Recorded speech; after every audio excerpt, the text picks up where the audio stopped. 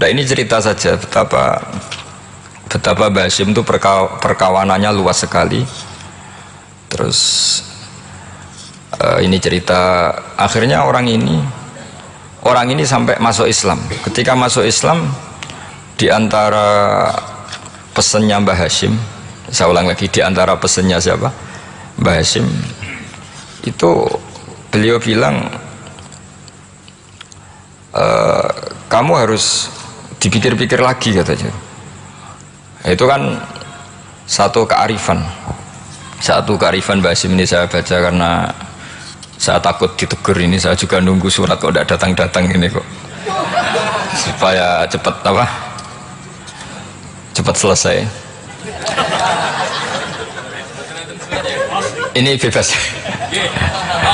Kalau ada surat malah kebenaran ini karena sudah mulai nyari-nyari.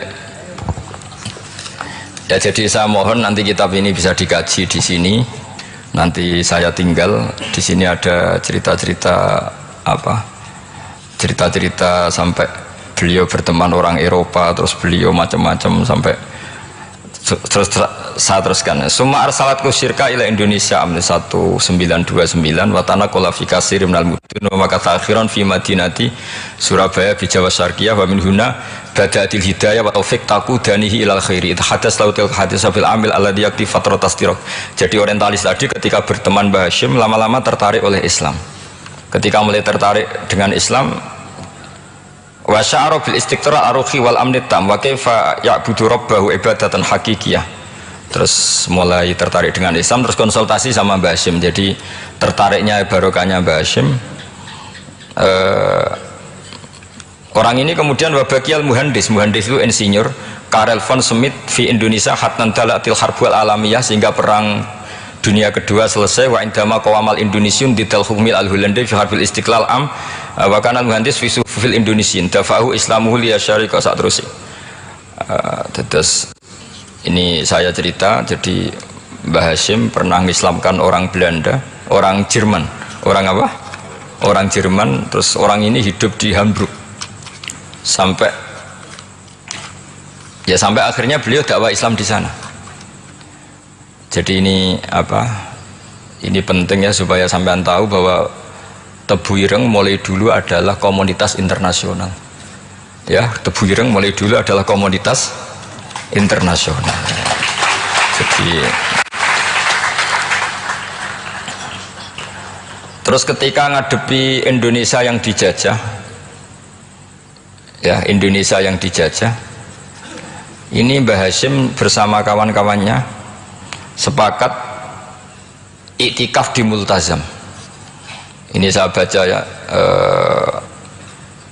Wa akhiran istama'a ma'a nukhbatin min haula itolaba min zalama alaihi al-had Muhammad Hasyim ala ayata'ahadu wa yakumu bi amalin fi lailatin lailan min laili syahri Ramadan al-mu'azzam istama'a haula itolaba waladina yantamuna ila iddati qawamiyatin.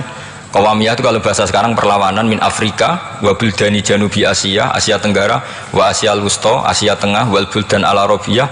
Wa kana al-had Muhammad Hasyim asyari ahadahum bahwa qafu jami'an amamal multazam bil Ka'batil musyarrafah wa ahadu wa aqsamul yamin ala yakum bil jihad fi sabilillah li ilahi kalimatil Islam wa tauhidil muslimin bin nasril ilmi wa tau'iyah wa tafaqquh fiddin talaban lil mardatillahi ta'ala la yarjuna min wara'i dzalika malan wala mansiban li anfusihim. Jadi sebelum beliau pulang ke Indonesia, itu komunitas Asia Tengah, Asia Dekat, Asia Jauh, semuanya dijajah karena Mesir dijajah Prancis, yang Burma dijajah ini, yang Indonesia dijajah ini, semuanya berdoa di Multazam. Intinya Mbah Hasyim itu patriotik betul. Tapi ya religius betul. Beliau berdoa di Multazam, beliau menyanggupi siap jihad melawan penjajah. Tapi saat itu juga berikrar kalau semua itu tidak untuk nyari pangkat. Makanya saya yakin Gus Dur adalah orang saat jabat presiden karena supaya Indonesia tidak chaos. Buktinya apa? Ketika beliau dilengsarkan ya santai saja. Wong ngajine wa mal hayatud dunya illa mataul ghurur. Jadi ya santai saja itu.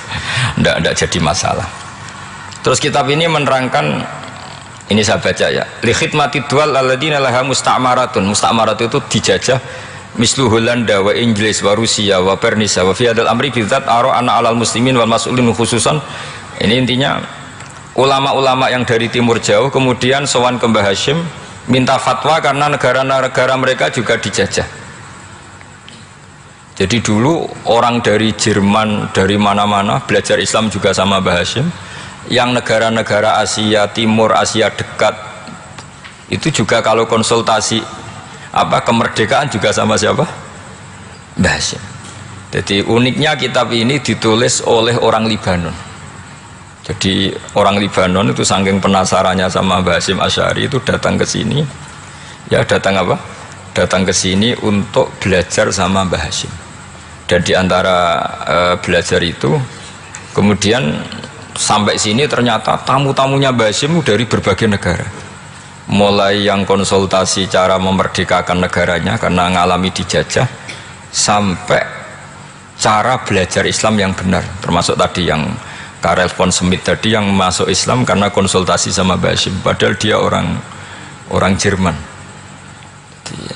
Terus diantara kelebihannya Mbah Hashim ini juga ditiru Gus Dur, wal haju Muhammad Hashim la yajidu kharajan ayuna kisau sami' wal mukhatab bal yurahibu bidzalik. Mbah Hashim orang yang enggak tersinggung ketika pendapatnya ditentang atau digugat oleh lawan bicaranya. Beliau santai, tidak terus ya tidak berontak, ya santai aja, enggak terus angger dibantah, membantah kiai kualat, tidak ada, itu tidak ada sanadnya.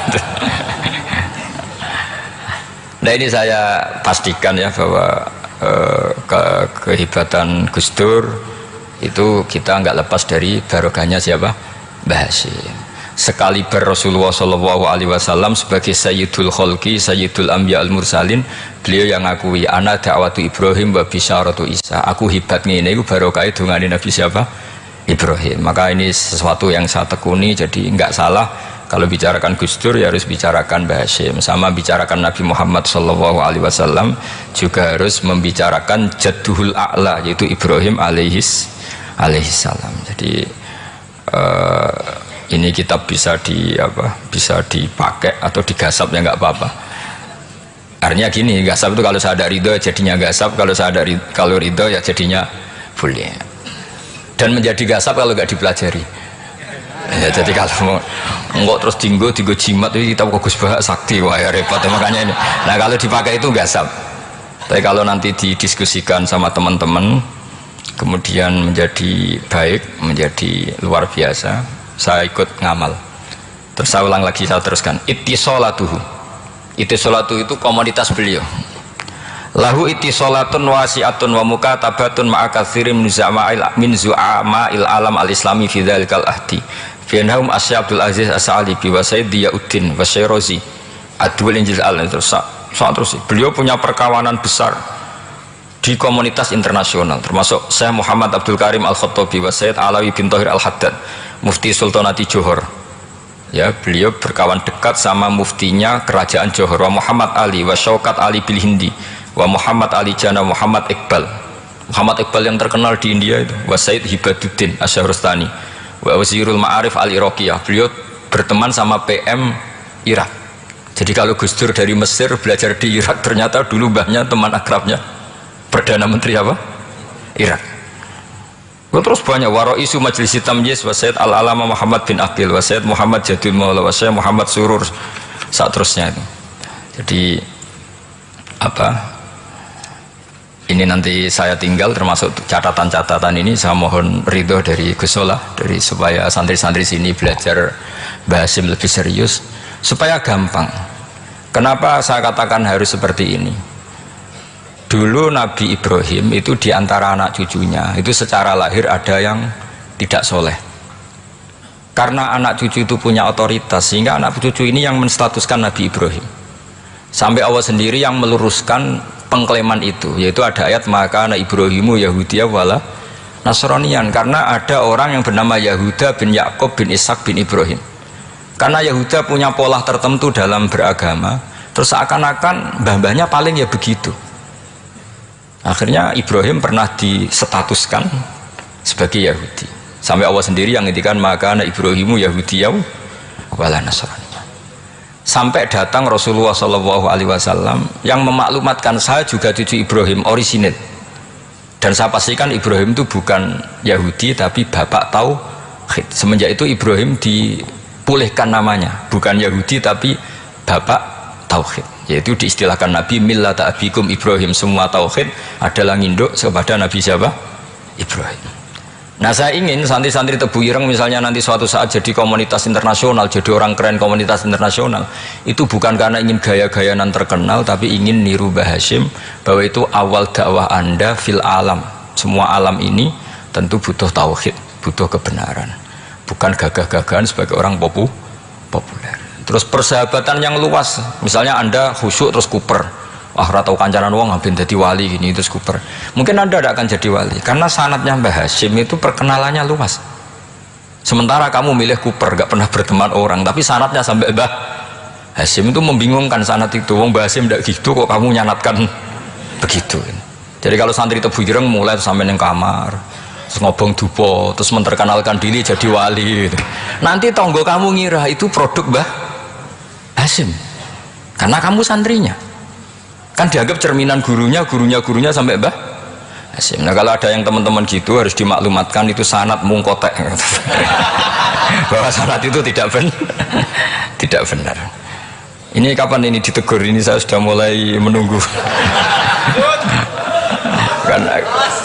karena ya repot ini kalau kelamaan ini nanti itu. Terus ini khazanahnya Mbah Hasyim. Khazanah itu ya perpustakaan kalau sekarang. Maktabatuhu tu'addu maktabatul khat Muhammad Hasyim Asy'ari min aghnal maktabat lihtiwaiha ala anfasil kutub. Jadi ini kadang harokatnya ya beda dengan bacaan saya, sama nanut bacaan saya saja. Di sini ditulis anfusil kutub, selalu saya baca anfasil kutub karena maknanya kitab terbaik. Kalau kitab terbaik bacanya bukan anfus tapi apa? Anfas. Ya nanti kamu debat sendirilah sama teman-teman ini bacanya apa. Karena ini kadang harokatan. Kalau kadang harokatan repot, abe bantah itu kadang sungkan mbek sing aran, orang bantah kadang beda. Lah supaya selamat, iki ora saleh mualif, khotote sing goblok biasanya gitu korban. Biasanya gitu kalau untuk menyelamatkan kiai itu, oh ini yang ngetik yang salah. Padahal kadang kiai ini barang ya rodok salah tapi ya sembol. Daripada suudzon sama kiai kan mendingan sama pengurus. Ya gitu ya sepakat kan. Jadi ya sudah terus. Ya saya baca tu'addu maktabatul khat Muhammad Hasyim Asy'ari min aghnal maktabat lihtiwaiha ala anfasil kutub al-ilmiyah al-islamiyah. Jadi kalau tadi yang diceritakan para kawan-kawan Gus Dur suka baca itu Mbah Hasyim itu kitabnya banyak sekali dan semuanya kitab terbaik min matbu'atin baik yang dicetak wa makhtutatin baik yang masih tulisan tangan asariyatin qadimah baik kitab-kitab yang sudah hampir punah karena saking lamanya. Wa tadummu hadil maktabah jullal kutub al muallafah wal lughat al arabiyah wal indonesia wal jawiyah wal malaysia wa ba'dal lughat al ajnabiyah al ukhra. Jadi zaman Mbah Hasyim itu perpustakaannya sudah ada bahasa Indonesia, bahasa Jawa, bahasa Malaysia, bahasa Inggris. Itu yang nulis orang Libanon. Sampai santrinya Mbah Hasyim tidak tahu innalillahi wa inna ilaihi rajiun. Maka ini yang kepertobatan ya saya kasih. Jadi ini saya biasa guyon, ini guyon sama santri, saya tidak midatoni kiai, jadi ini guyon sama santri. Semoga guyonan ini manfaat. Wassalamualaikum warahmatullahi wabarakatuh.